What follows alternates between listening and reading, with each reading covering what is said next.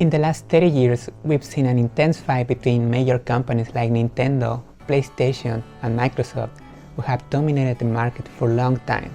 But there's a new kid in the town. It fits in your pocket and sends you a notification at 3 AM. The mobile games market has consistently shown sustained growth and better investment returns than consoles in the last years, mostly because they didn't exist and one day they just decided to exist. And even though companies like Konami had tried to keep presence in both markets, the future looks harsh for consoles, and for my wallet too. We can also see a big move to mobility with the Nintendo Switch, and that's just part of a bigger trend of devices getting smaller and more powerful. In other words, the video game industry is subject to the Moore's Law, which by the way has taken the whole arcade industry out of business. Not to be confused with the Murphy's Law, which makes 99% of the funny videos on the internet. Probably younger generations didn't have the chance of playing titles like Space Invaders, Donkey Kong, or Pac-Man, and won't feel the same nostalgia of playing these big old wood boxes with CRT screens and smart slits where you throw coins, which was, by the way, how you make microtransactions in the 80s.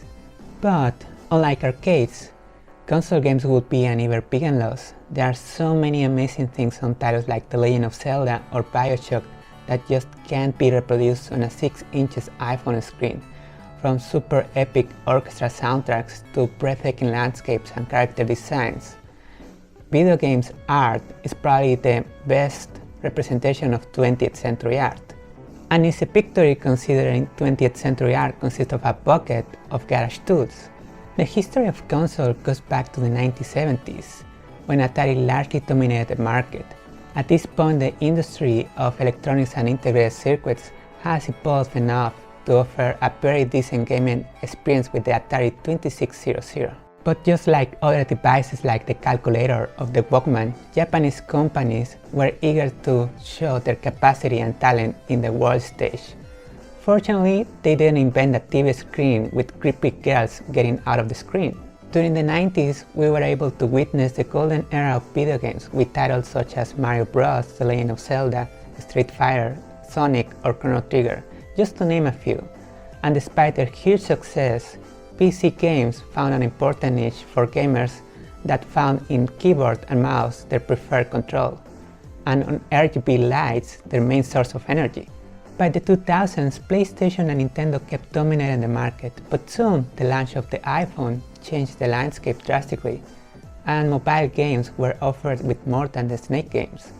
And soon games like Pokemon Go, Candy Crush, or Angry Birds started to take a bigger slice of the profits, and made gamers see the sunlight for the first time. And even though companies like Konami and Capcom offer ports of their iconic titles in the App Store, mobile games often need a very different approach. While physical sales and DLCs has proven effective in PC and console games, microtransactions and in-app advertisement drives most of the revenues in mobile games. And these essential differences has stopped both developers and gamers to coexist in both platforms. Millennials don't like when their favorite game is interrupted by real estate advertisement. They are okay living with mom.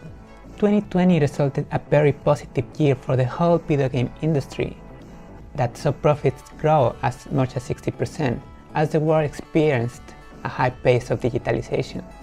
PlayStation 5 sales in 2020 reached 4.5 million, Xbox Series X 3.5 million, and Nintendo Switch a whopping 11.5 million record, struggling to keep pace with the demand. They almost reached the same profits as toilet paper factories. With these metrics, the consoles industry doesn't seem to have any challenge at all, but the trends are there for us to analyze.